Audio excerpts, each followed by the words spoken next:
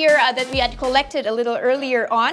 The first one is for Nicholas Young of Huawei. Governments and agencies generally would already have some form of system in place. Some systems that have been there for many, many decades already. How do you see this as a possible challenge in the implementation of a common single platform as per your presented framework?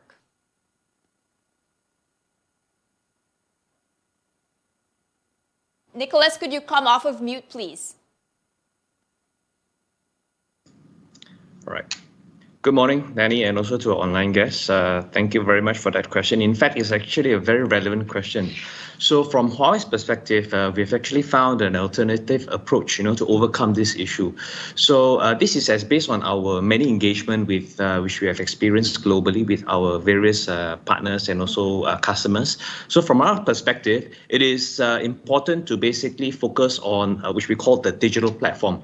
So the digital platform basically forms the foundation of the platform to support the various activities available and also the intended use cases or outcomes targeted for the smart cities. Now, the digital platform itself plays a key role in most of our smart city engagement and is considered one of the core platforms within our smart city architecture. So within the Huawei digital platform, what you can actually see or what is the main consist of it is mainly on the core components such as cloud. So this cloud basically is on either a hybrid or on a public cloud, which is a Huawei cloud perspective. And that's where you can run the AI models, the learning, the various use cases using AI. And of course, there is a tier of the new ICT component within. So such as on the video perspective, whereby it is an open platform to integrate video feeds. It's also an IoT platform to basically take in IoT data. You have a GIS platform, you have an integrated communication platform which can actually bridge communication across from radio to telephony to even mobile, and of course part of it would also have the big data piece, which is a platform for you to process and build those information, and of course the intelligence and the insights which comes from all this data, because smart city, you're really collecting a lot of data. And of course ultimately it also encompasses the data convergence and also the enablement layer, which then is an open platform for platforms to communicate within the legacy systems, as well as in terms of modern applications. So because the key, as you mentioned earlier, there are a lot of old systems. So how do I then get those data in? And then how do I then also have modern applications to then sit in the same platform? So that is a form of attaining the unification, on this platform itself. So generally, from Huawei's perspective, our platform remains pretty open, and there are various methods of integration that is possible. And of course, this is on top of the additional offerings that we can actually provide globally, in areas of, for example, connectivity, computing, as well as in terms of the devices. But coming back to the question again, the more important point for us to actually note is that when we build a smart city, what is the intended outcome or experience that the city would want to achieve, and what is the target to basically achieve that? Because each city is unique in its own way. And of course, always there will be an overarching framework as well as an architecture, which will always ensure lesser, if not no silos initiative will be implemented in the coming future. So the key really is planning well to have a smart city and with a proper architecture and framework, which is of course always focusing being dynamic, open, and so flexible instead of being a closed loop approach. So as the saying always goes, failing to plan is always planning to fail.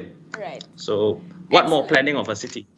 Thank you. So it's not a plug and play approach. It's really so many things that you need to take into consideration, what legacy systems were in place in that specific city. And that's the main challenge here, right? So the planning and the customization per city. Let's move on to Hank Chen of Fiber Home. In Fiber Home's view, what are the benefits of adopting a smart city? Okay, thank you for your question. The smart city refers to the urban lifestyle that use technology to improve the efficiency of life and work, service and improve the quality of life of residents. Smart city projects can cover everything from power distribution and transportation systems to street lights and even garbage collection. This approach uses data and technology to make daily life easier for people who live and work in the cities, while using the resource more efficiently than than before, I think. Okay, and just to add to that, there's another related question here. What about adapting to an all-optical network? Okay. Okay, so optical network is very important to all the transmission network. If we use all optical network in the transmission, only in and out of the network and the photoelectric multi-conversation, it can reduce the conversation rate and it can provide faster speed, high bandwidth for the smart city. And also, optical network is the trend technology, not only in the telecom operator, but also in the smart city, I think. Thank you. Thank you for that. Nicholas, another question for you. Based on Huawei's engagement globally, apart from technology, which you've already spoken about earlier, what are the other important aspects of smart city building which needs consideration? Okay, so you see, technology is always key. And of course, Huawei being a technology provider, that is also one of the important areas that we look in. But of course, it's not everything, or if not the main component. Because in some of our consultation engagement, on top of just providing products and solutions in some of the cities and also customers that we have. So one of the key areas that we look into are actually, we call it key structural enablers, to ensure that it's always taken into account when you build a smart city. So this may not be technology in essence, but probably related to it in some way. So the first most important, of course, is on the strategic communication. So what is this covering is mainly stakeholder, because as you know, smart city is always driven by leaders, and also countries that wants a very focused target where they want to achieve in a certain point of time. So stakeholder engagement is very important. How do you drive that instruction down? How do you drive that need and also that in terms of vision, through that whole chain of command? So this is first case in terms of the communication piece. Then the second part, which is very important, would be on the governance perspective.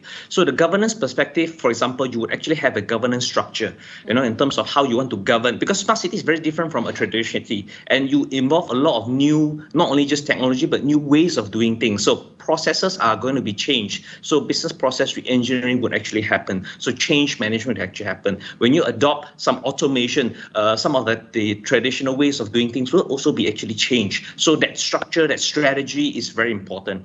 And from a planning perspective, because of technology being involved, because of the changes, so you may also want to have a enterprise architecture in terms of that is also flexible and also adaptable as we grow or as the city, adapts and also evolve. And then thirdly, also from the governance perspective would also be the funding mechanism, because the biggest problem within smart cities is always become very big, that where do you find the funds, to do all these things? So it's not just about always government putting in money, but also in terms of how to use the platform to also generate revenue from a government perspective, B2B perspective, G2B perspective. It depends on how that can be possible. So that is exploration that, for example, like Huawei, you sometimes, have that conversation with our customers. Right. Thirdly, would be area on cybersecurity. So of course, as mentioned earlier, I will not repeat the point, but strategy and also technology in security or cybersecurity is always key, because you're involving a lot of data and you have to protect all this information.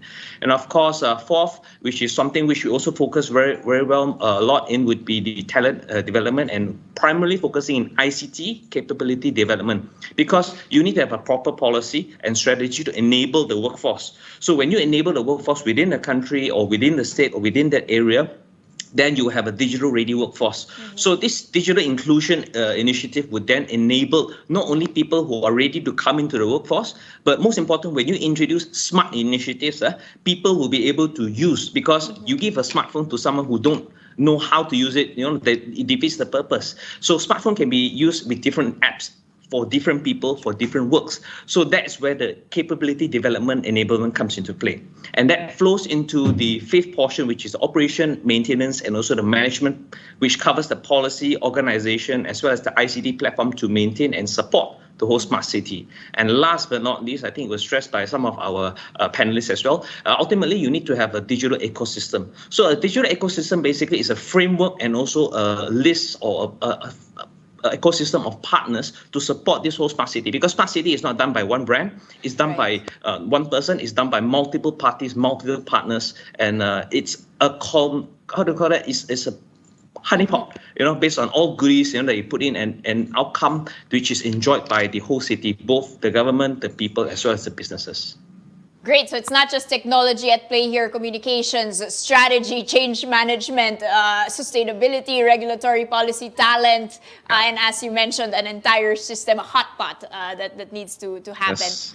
for something better to come out of that technology. And finally, just one last question for Hank. Can you provide for us, our viewers here, fiber homes commercially available initiatives? Okay, thank you for your question. Now there are a lot of China cities use the smart city technology.